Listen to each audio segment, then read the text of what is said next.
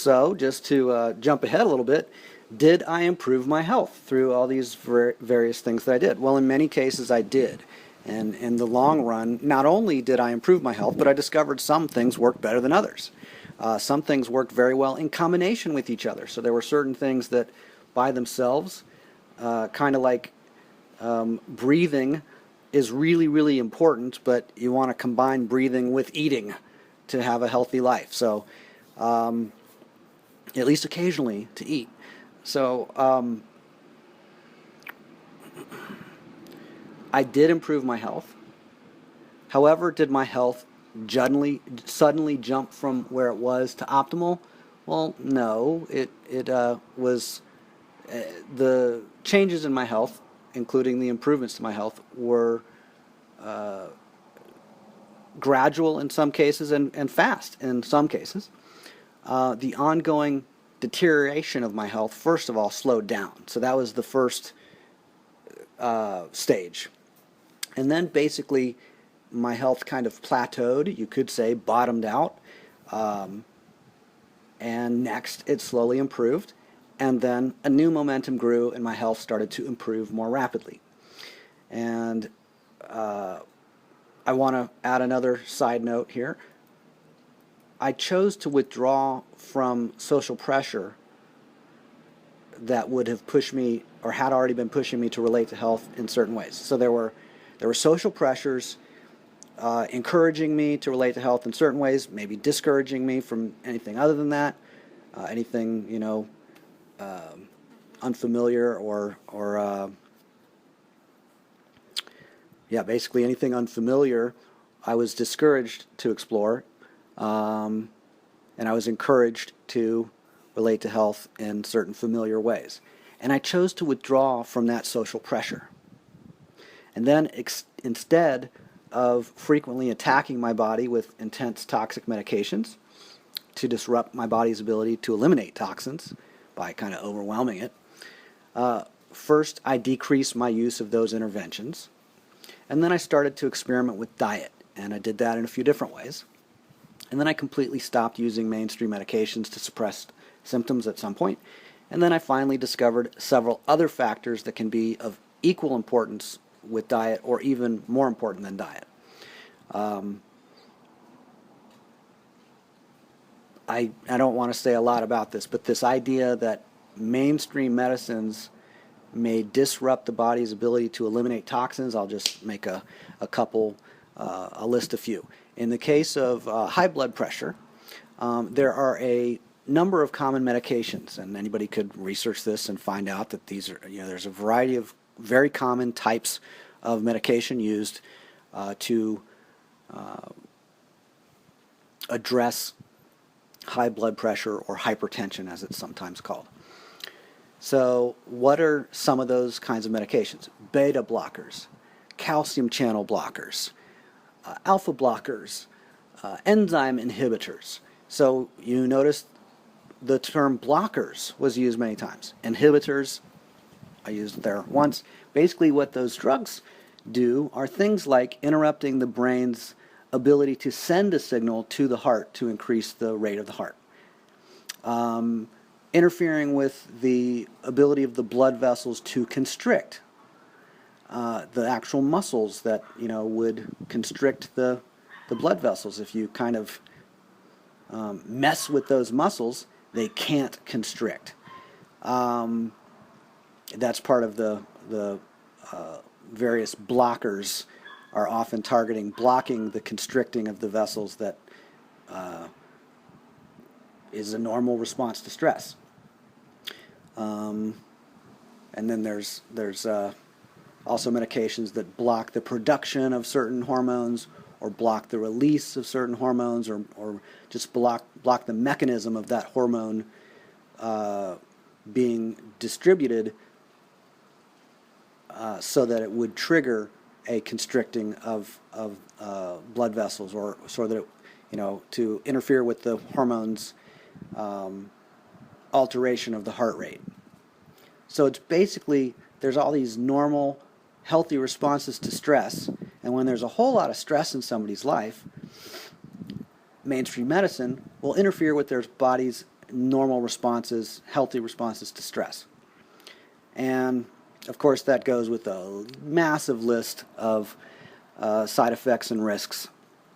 And I said more about that than I had planned to, so I'm just going to move on. But there are many variations of mainstream medicine, and in many cases there are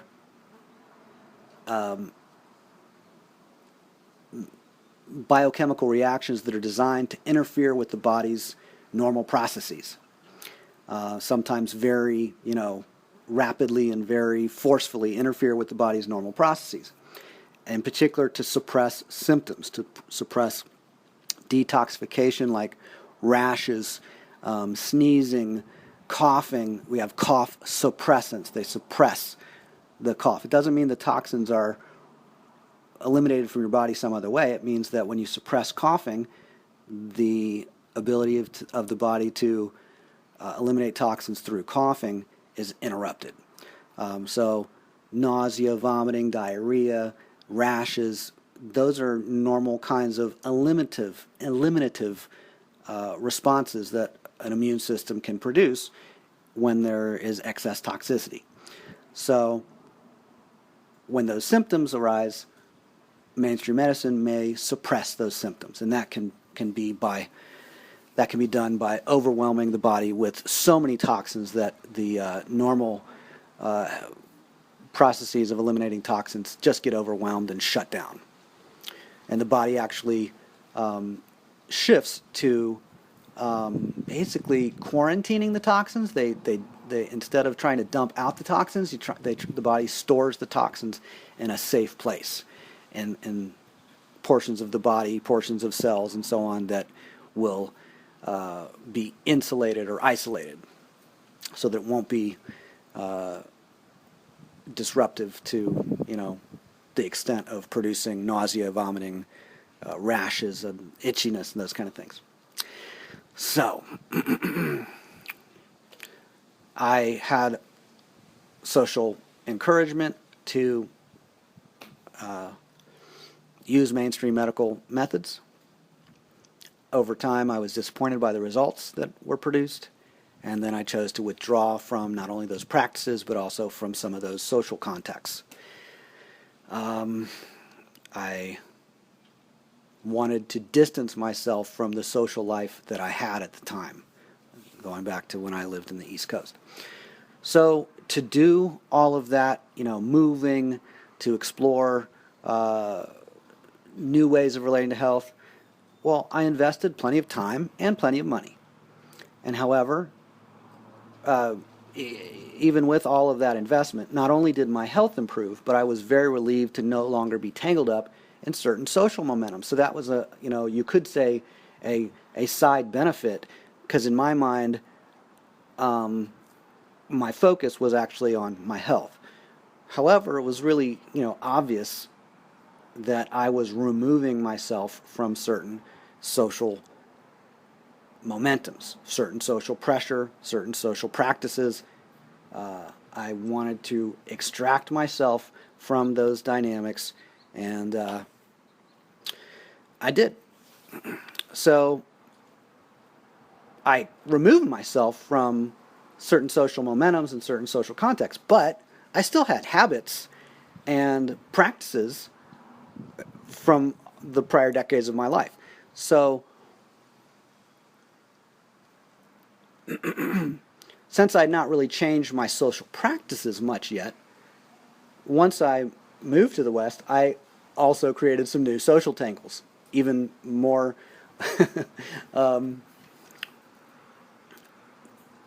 more compromising than what I had experienced earlier in my life. So by the time that my health had plateaued or bottomed out, I became extremely clear that I was disappointed in regard to my old social connections from the from the East Coast, as well as my social habits, my social practices. So I was disappointed about the old social connections, including, I haven't been explicit about this in the audio so far, but including in relation to the other people who had lived in the same household with me as I grew up.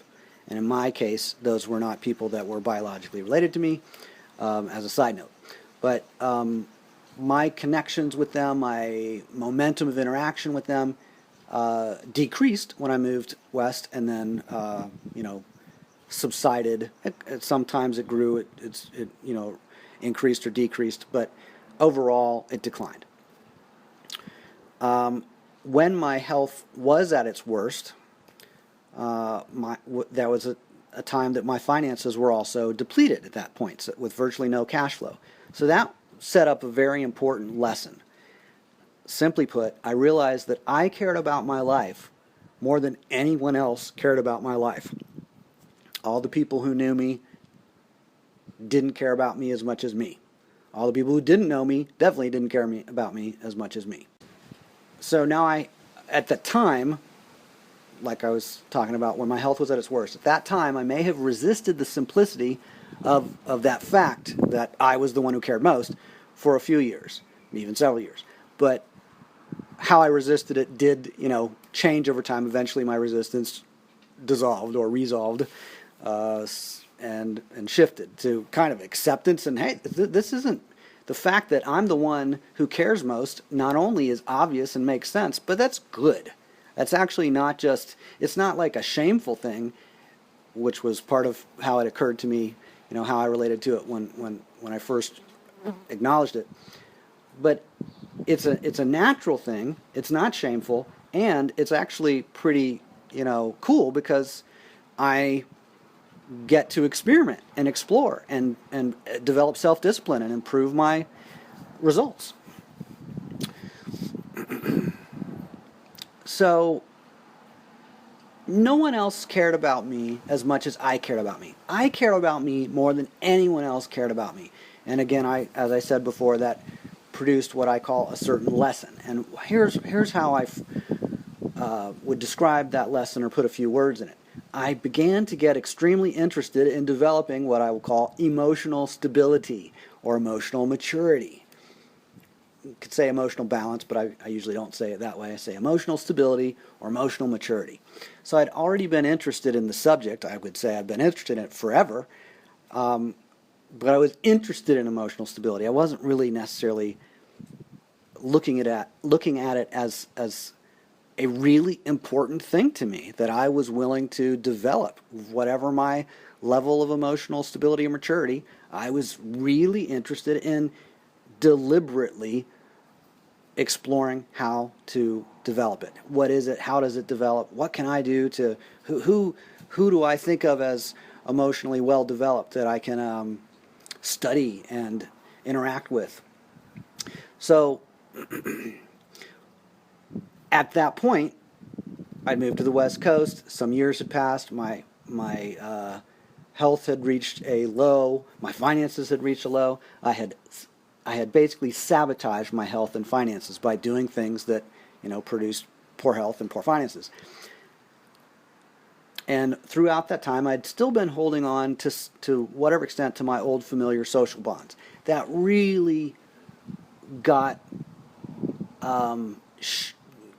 something got really clear to me when I was in poor health and almost out of money with no income. Something got really clear to me about those old familiar social connections. And again, the basic idea that got clear was that I was the one who cared the most about me. Of anyone I knew or didn't know, I was the one who cared most about me. So I mentioned just a moment ago that I used the word sabotage. At the time, I probably wouldn't have said that I had sabotaged my health or my finances. Sabotage could be intentional. It can also be unintentional. And so I might have, argued and defended myself, defended my past as far as, no, I didn't sabotage them, or I was very sincere and wasn't, naive. I would have argued that I wasn't naive at some point in my life. I'm not saying anytime recently, but even recently, I might have argued I am not naive, which is a really interesting thing, depending on how somebody, not to simply deny naivety or to say I used to be naive and I'm less naive, but to actually hysterically argue,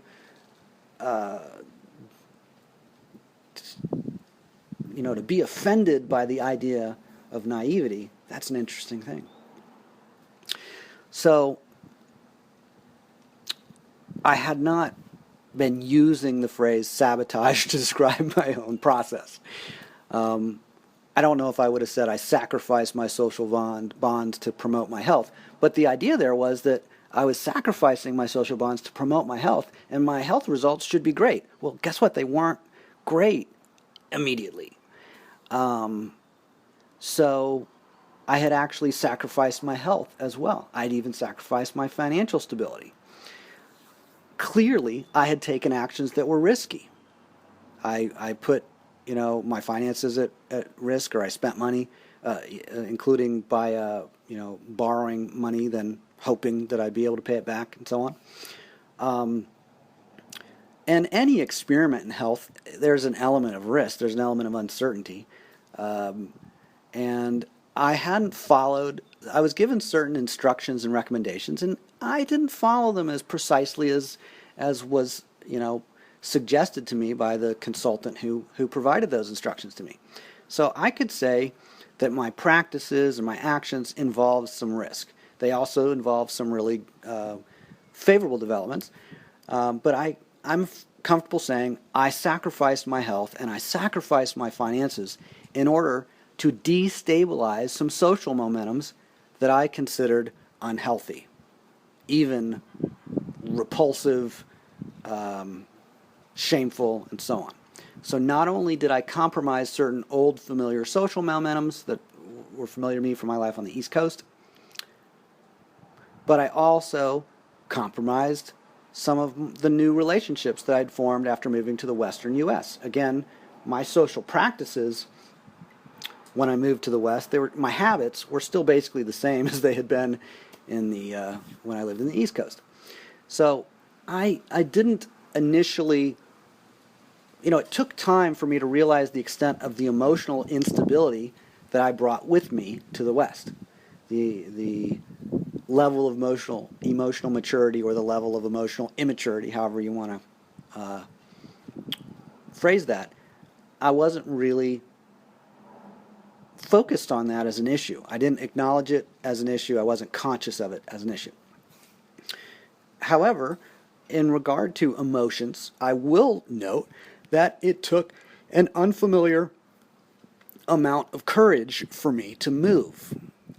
Even for me to travel to the West for several months, to the West Coast when I did that in my mid-20s, that took an unfamiliar amount of courage. But for me to move by myself with no job, a couple thousand miles away or whatever, that took an unfamiliar amount of courage. I had never done that before. I didn't know a lot of people who had done that before. It was unfamiliar to me. So there was the courage to withdraw from certain familiar social momentums, plus the courage to do new things, to experiment, to take risks, to assess risks myself, not just to take other people's word for it in regard to how safe or risky something was, but to assess risk myself, take risks, and even make sacrifices.